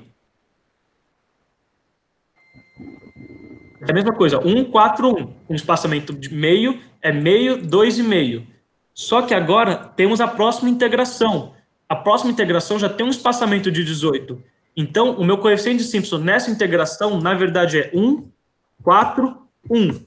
Então, na hora que eu somo os dois coeficientes daqui, em vez de ficar aquele 2, em vez de ficar 1, 4, 1, 1, 4, 2, que a gente está acostumado, vai ficar meio, 2 e 1,5, porque é o meio da integração anterior e 1 da próxima integração. E aí você pode repetir 4, 2, 4, 2, 4, 2, 4, 2. Como o navio ele tem o mesmo procedimento, ele é simétrico. Os mesmos valores que você obteve aqui também se repetem aqui. Então, é 2 e 0,5. Deu para entender como que se faz agora? Quando que surgem esses coeficientes?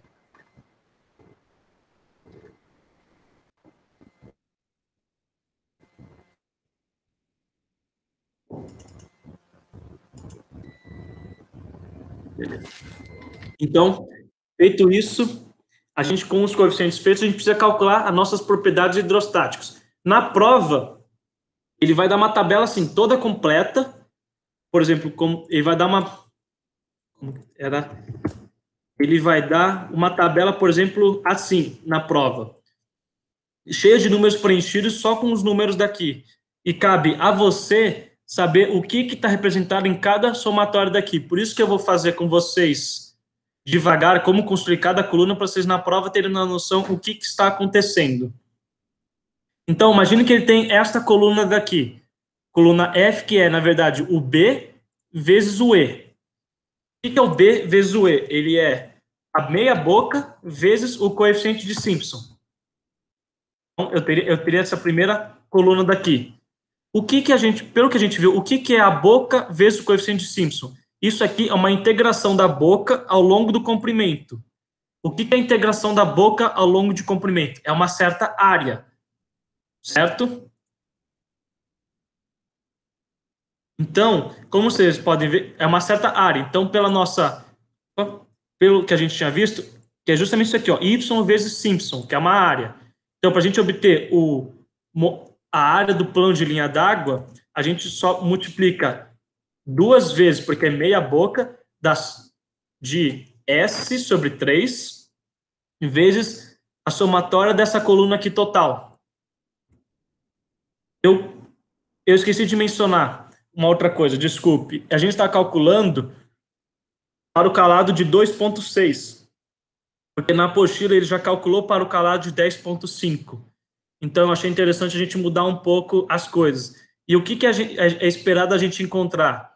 Como que a boca aqui, vocês podem ver, aumentou de modo geral nas balizas, é esperar que as nossas propriedades hidrostáticas também aumentem. Como que vocês podem ver, já aqui, com a gente calculando, isso aqui são os valores para 10,5 metros de calado. A gente já obteve uma área do plano de flutuação bem maior, de 2% maior que a de 10,5, o que é legal, que está fazendo bater nosso resultado. Então, agora, como a gente calcula o CWL, que é o coeficiente de linha d'água? Basicamente, é aquilo que eu disse para vocês, é pegar o AWL que a gente calculou, dividir pelo L sobre B. Então, é fazer a área de linha d'água que a gente encontrou, dividido pelo L vezes o B. No caso, eu coloquei vezes 2, porque aqui é meia boca. Até aí, beleza?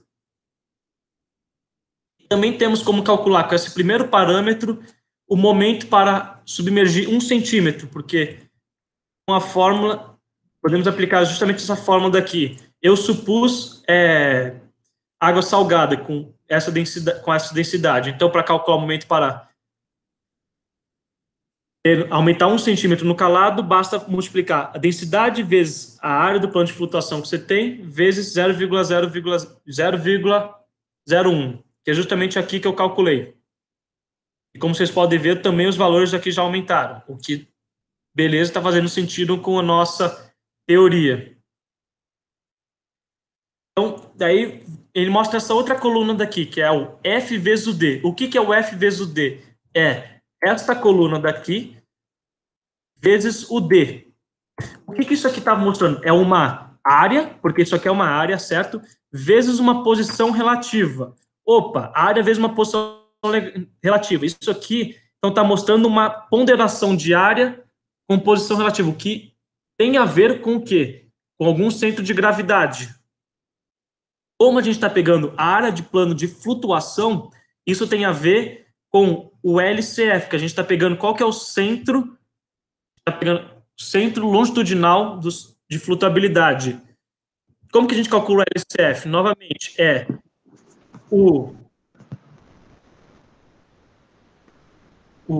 cadê? Aqui. É o S vezes, justamente, a somatória da área dividido pela área total, a AWL. Então, justamente, é a área total que a gente obteve aqui, essa ponderação, vezes o S, que é 18 metros, dividido pela área total.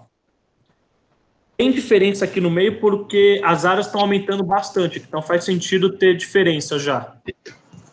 João, uma coisa que eu não entendi é que na apostila de hidro, não tem, nessa tabela que tem meia boca, coeficiente Simpson e tal, não Sim. tem área da baliza na tabela. Então, ela está na área, ela está na questão seguinte, é que também eu queria mostrar esse exemplo depois. Ela está, por exemplo, aqui embaixo, cadê? É que eu coloquei junto, porque vai que ele coloca junto. Tipo, ele tinha colocado isso aqui, ele coloca isso aqui. É porque eu queria comentar depois o que na verdade acontece quando você integra a área da baliza. Quais outras propriedades você consegue calcular também? Mas então essas propriedades que ele calcula quando não tem área da baliza, você acha que não é relevante esse? Porque tipo, o que você tem? A área da baliza, o que acontece quando você integra a área de uma baliza? Você está integrando a área ao longo de um comprimento. Isso dá um volume. Então, com isso, você consegue obter o deslocamento, o LCB, o BML, o BMT e o KB, entendeu? Por isso que eu coloquei aqui dentro também a área da baliza.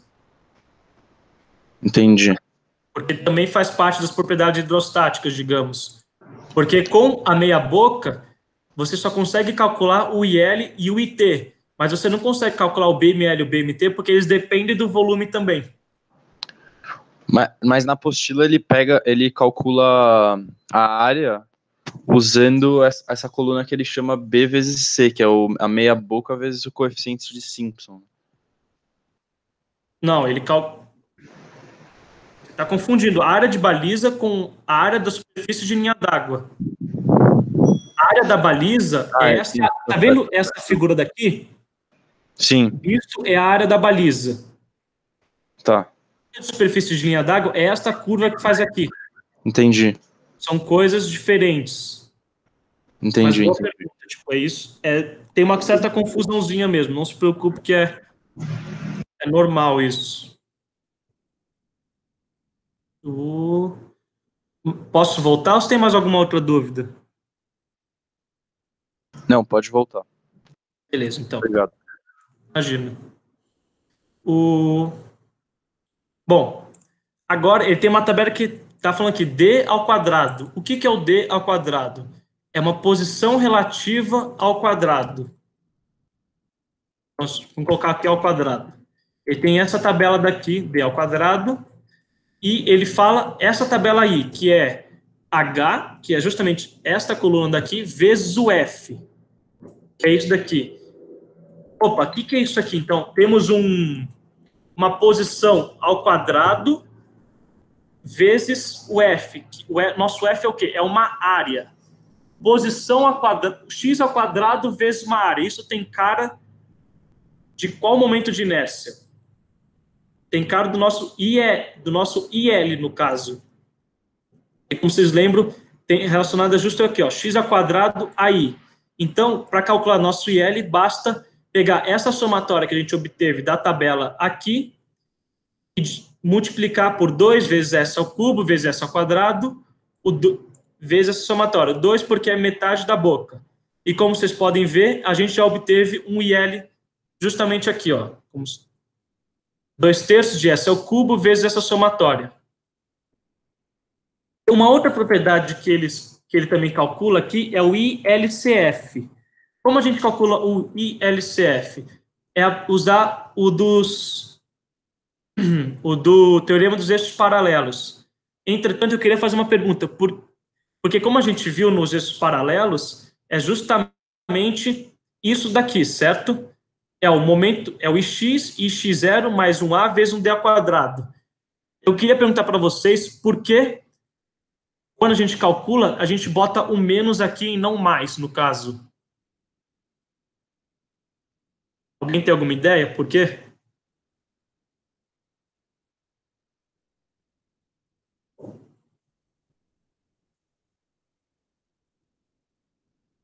O menos ocorre por que é o LCF? Ele é o centroide da nossa área do plano de flutuação. Então, na verdade, esse é o nosso IX0, que é justamente esse centro daqui. Então, por isso que a gente bota o menos, porque a gente quer obter esse X0 e o IL é o IX, que é esse eixo daqui. Então, por isso que a gente passa subtraindo. E com isso a gente obtém essas duas outras propriedades. Aí, nessa outra tabela, ele fala que é o B elevado ao cubo. B é uma boca elevada ao cubo. E no L, ele fala que é o J, que é essa boca elevada ao cubo, vezes um coeficiente de Simpson. Opa, temos uma boca elevado ao cubo vezes um coeficiente de Simpson. Então, y elevado ao cubo lembra do quê? Lembra do nosso IT, que é justamente o momento de inércia transversal, como vocês podem ver aqui. Então, para obter o IT, basta aplicar esta fórmula aqui. Então, 2/9 de S vezes esta coluna daqui, que é justamente isso, essa somatória toda daqui, que é o nosso IT. Eu queria só continuar, fazer outras coisas para estender o exemplo. Essa coluna K, que ele fala que é o C, que é a área da baliza, vezes o E. Como eu disse antes, uma integração da área ao longo de comprimento dá um volume. Então, essa somatória dessas áreas proporciona para a gente obter um volume em metros cúbicos. Então, como a gente obtém um volume? Essa somatória vezes S dividido por 3. E com isso a gente tem um volume em metros cúbicos. No caso, aqui não existe diferença, porque ele só dava a área da baliza para o calado de 10,5 metros. Então eu copiei o calado de 10,5 metros para a gente conseguir fazer o exemplo para vocês entenderem o que está acontecendo. E, então, o volume deslocado nada mais, nada menos que o ρ da densidade que a gente tem, vezes a gravidade. Não, a gravidade não tem, desculpe. Vou confundir aqui, a gente está em toneladas. O ρ vezes o volume deslocado. Agora, ele dá uma outra coluna daqui. Ele dá esta coluna aqui, que é K, que é justamente a nossa integral de área, que é um certo volume, vezes o D, que é uma posição relativa. Opa, temos de novo algo que é uma área vezes uma posição relativa. Só que agora a gente está falando de uma área de baliza, uma área, esta área daqui. Então a gente está pegando essas diversas áreas daqui, e uma média ponderada disso. O que isso está querendo dizer? Isso está representando para a gente, está querendo dizer o nosso LCB, no caso. E ele pode ser calculado como S sobre 3, S sobre 3 vezes, como vocês lembram, o LCB é semelhante ao LCF, só que a diferença aqui é que você vai ter XI vezes o AI da baliza dividido pela área total que você tem. Desculpa. Pelo volume total. Desculpe, ao XI vezes essa integração da área, que são os nossos volumes de cada balizazinha, dividido pelo volume total. Tendo isso, a gente consegue calcular o BML, por exemplo, e o BMT também, porque agora a gente tem um volume também. E utilizando aquela fórmula empírica, também a gente consegue calcular o KB. Esse problema é um problema que geralmente cai em prova. Alguém tem dúvida de como é a formulação dele? Agora ou nunca? Eu tenho outra dúvida. Eu tenho uma dúvida em como foi calculado a área da baliza e o S que usa em várias das fórmulas é o tamanho de cada baliza, certo? Não, então, a área da baliza é dada para a gente. Isso aqui foi dado do enunciado. Tá. O S é o espaçamento entre as balizas.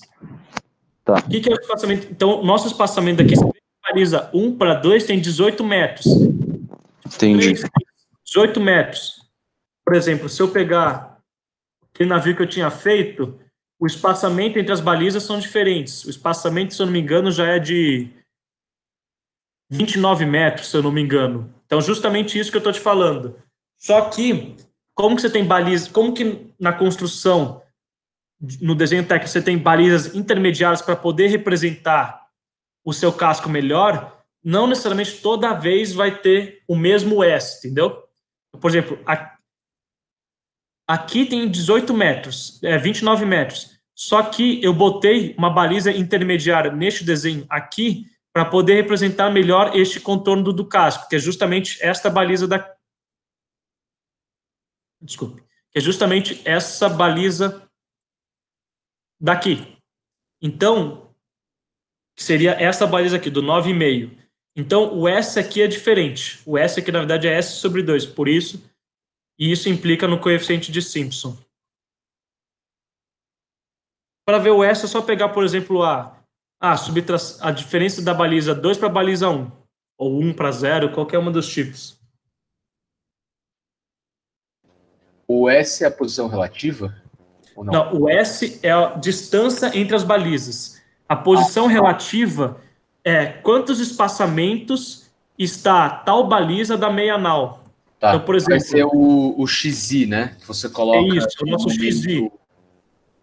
Por exemplo, essa aqui é a nossa meia nau, certo? Sim. Eu quero saber quantos espaçamentos, por exemplo, esta baliza daqui está em relação à meia nau. Então é 1, 2, 3, 4, 5, 6, 7.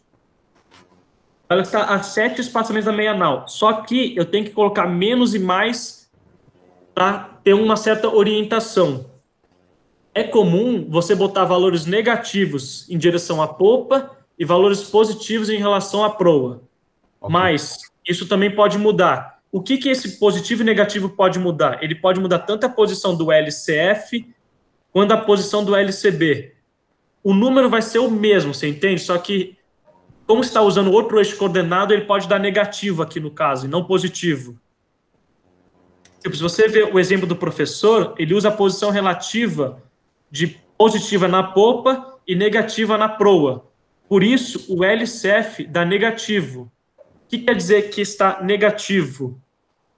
Quer dizer que ele está mais em direção à proa, certo? Que você pode ver que bate com o meu resultado daqui, porque tipo, quer dizer que ele está positivo nesse sentido. Se a gente botar aqui os valores de 10,5, 3,24, 6...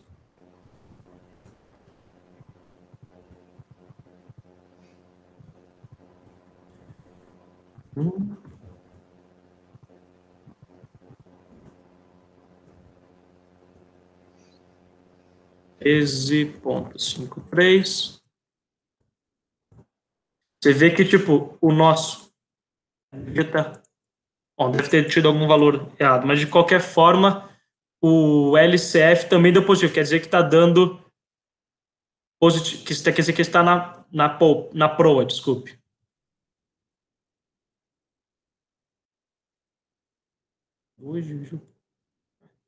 Não, enfim. Fez sentido agora?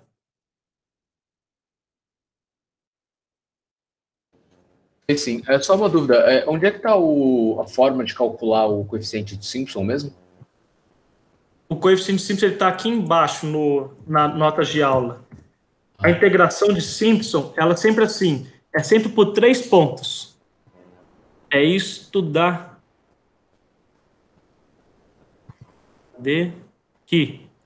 O B... Esta é a fórmula para Simpson aqui no caso. Esta é a fórmula gigantesca daqui. A seria toda essa área total daqui. B1 é, na verdade, a área envolvendo os 3 pontos, que é o Y0, o Y1 e o Y2. Então, é esse ponto, este ponto e este ponto. Este aqui é o B1. O B2, ele é o Y2, o Y3 e o Y4. Então, é o Y2, o Y3... A gente tem um Y4 aqui. Então, o B2 é esta área que corresponde a tudo isso daqui. E aí, os coeficientes para cada área é esse S sobre 3, 4S sobre 3 e S sobre 3. Mas a gente sempre bota, geralmente, algo do tipo... bota o S em evidência. Então, S sobre 3, 1, Y0, mais 4, Y1, mais Y2. Isso para o espaçamento S. Agora, imagine que a gente tem um espaçamento S sobre 2, que é o que acontece. Este S daqui, na verdade, é S sobre 2, não é? Então, é a mesma fórmula, só que, tipo, aqui vai ser S dividido por 2, dividido por 3, vezes a mesma coisa de sempre. Por isso que vem o meio dali de cima. Tá. E o e-mail, no caso, é porque você tem um espaçamento... meio S para trás e um S inteiro para cima, né? Aí vai dar porque tem o meio S aqui e o S aqui. Então, esse Y... Eu vou até mudar aqui, imagina... Então, imagina, eu tinha para essa primeira... O B1 aqui, que é isso aqui, eu vou ter S sobre 2, dividido por 3, vezes Y0, mais 4Y1, mais Y2. Tá? Agora, esse é o B1. O B2 é justamente esses 3 pontos. O B2 é S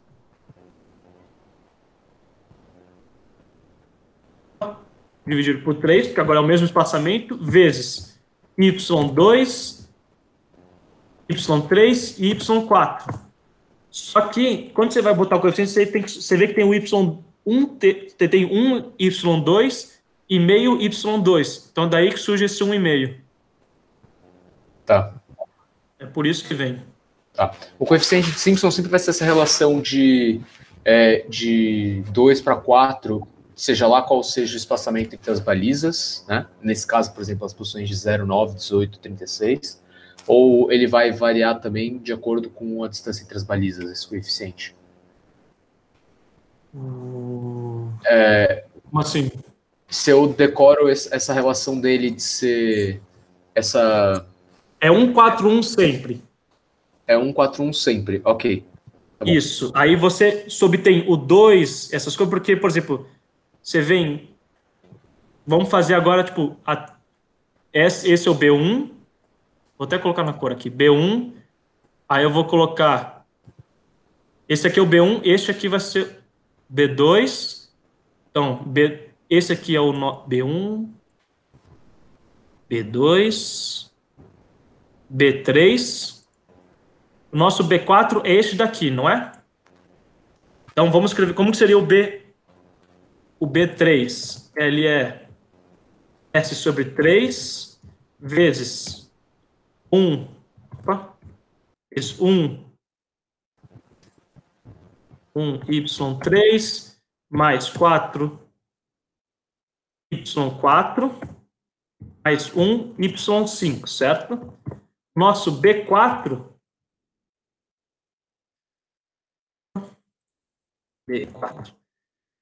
que é a partir do 5 é o y5 mais 4y6 mais 4y7. Então, aqui vai ser a mesma coisa que isso, só que aqui vai ser 5, 6, 7.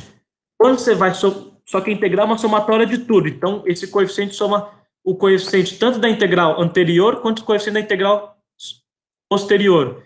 Então, o coeficiente de Simpson, por exemplo, para o item 5 vai ser a integral do B3, a somatória do B3 mais a do B4. Então, por isso que vem o 2. O do Y6 é só 4, porque ele é o item do meio. Então, você sempre pode... Então, é por isso que vem daí esse 1, 4, 2, 4, 2, 4, 4, 4, 2, 4, 2, 4, 2 e 1 no final. É sempre assim.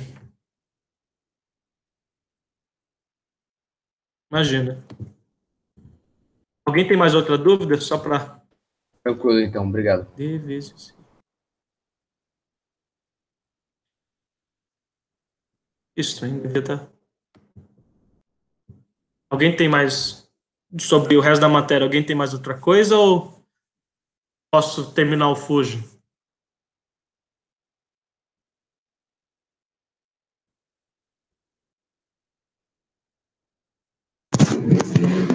Quanto à dificuldade das provas, como que ela costuma ser, assim?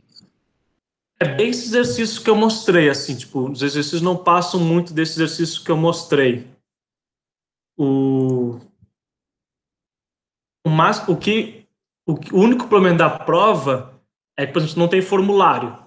Então, você tem que ter uma noção como que proceder, assim, nas formas, o que significa cada uma, assim. Então, por exemplo, aquela parte... Você tem que saber algumas relações fundamentais. Por exemplo, GM igual a KB mais BM menos KG, certo? E como calcular o BM, por exemplo. Lembrar que é o plano de flutuação e etc. Essa eu acho que é a maior dificuldade, é saber assim qual... Só lembrar das formulações, assim, porque os exercícios são bem diretos, assim, não tem muito o que inventar, digamos, sabe? Entendi. Acho que nesse sentido, então, vai ser mais fácil, porque vai ter consulta a prova, né? Porque vai ser a distância. Vai ser a distância, né? Justo. Então é bem mais tranquilo. O que eu recomendo vocês fazerem é, por exemplo, pegar uma folha de papel e escrever as fórmulas mais importantes ali do lado, tá ligado? Pra, tipo, não gastar tempo vendo em computador, qualquer coisa do tipo. Pra, tipo, Entendi. deixa o computador ligado na nossa, só para se tiver algo que vocês não sabem, assim, digamos, ou tiver esquecido totalmente e mete bala enquanto isso. Geralmente, se eu não me engano, a prova, quando eu fiz, foram uns 5 exercícios, se eu não me engano, 5, 6 exercícios. Geralmente é um de condição de equilíbrio, aquele primeiro que eu fiz, exercício de determinar calado e tal. Aí é um exercício tipo aquele da plataforma que eu fiz. Tem um exercício desse da spline. Tem um exercício, se não me engano, de teste de inclinação. E aí, tipo, tem alguns exercícios meio, tipo, teste de inclinação e efeito de superfície livre, que é bem rápido, assim. Tipo, aqueles, assim...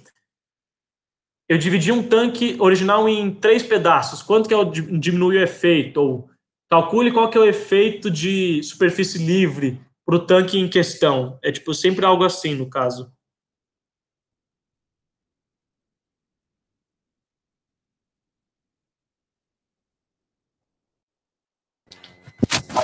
Sabe se ele cobra spline cúbica também ou só por Simpson? Não, só por Simpson, pelo que eu sei. Spine cúbica é... Nunca vi. Spine cúbica, na verdade, é que vocês usam no EP, não é? Sim. Não, essa é spline por Simpson, então. Spine cúbica você tem que resolver sistema de matriz, é muito mais chato.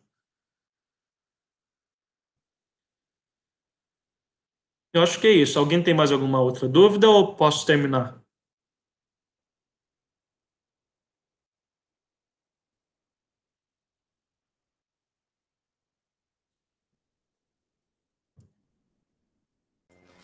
Ali no exercício que você fez por Simpson, você pega a soma do total no final, né?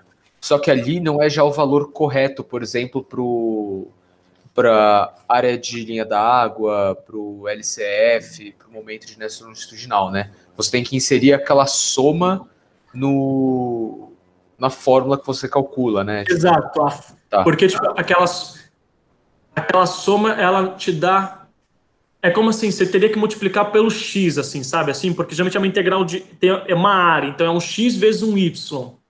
Então por isso você tem que, às vezes, por isso você tem que multiplicar pelo s, porque o s é o nosso espaçamento, assim. Ok. Isso vem da própria formulação de Simpson. Então, tipo, aquele valor da somatória não é o seu valor final. Você tem que multiplicar por um S sobre 3 ou um 2S sobre 9. Tipo, depende da sua relação, sabe assim? Tipo, isso que eu recomendaria escrever numa folha de papel, assim, para deixar rápido, sabe assim? E ter, sei lá, 2/9 de S vezes uma somatória e, tipo, mais ou menos o que é a somatória, assim, sabe assim? Uma somatória de y ao cubo vezes uma área, por exemplo. Tá. Entendi.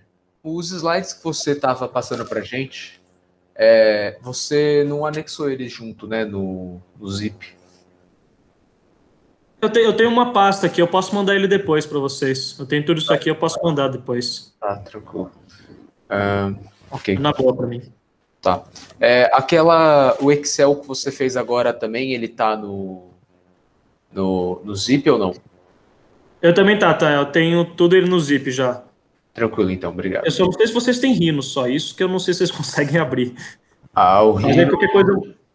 Rhino vai depender da pessoa. Então, eu tenho qualquer coisa, eu tenho o PDF do plano de linhas, eu anexo ele junto, então, sem problema. Tá. Tranquilo, então, obrigado. Tá bom, então. Bom, valeu aí, gente, pelo Fuji. Qualquer coisa, eu tô no grupo do quinto semestre, vocês podem mandar mensagem para mim lá. Eu não, como que tô ainda em trabalho, tipo, eu tenho uns trabalhos ainda para fazer, mas tipo, de modo geral eu não demoro muito para responder assim. Geralmente eu respondo, se mandar ao longo da tarde eu respondo à noite, assim, que aí tipo, a partir desse horário, que aí já fica mais tranquilo para mim. Beleza, então? Muito obrigado mesmo, e tenha uma ótima noite. Imagina. Prazer, gente. Até mais. Obrigado.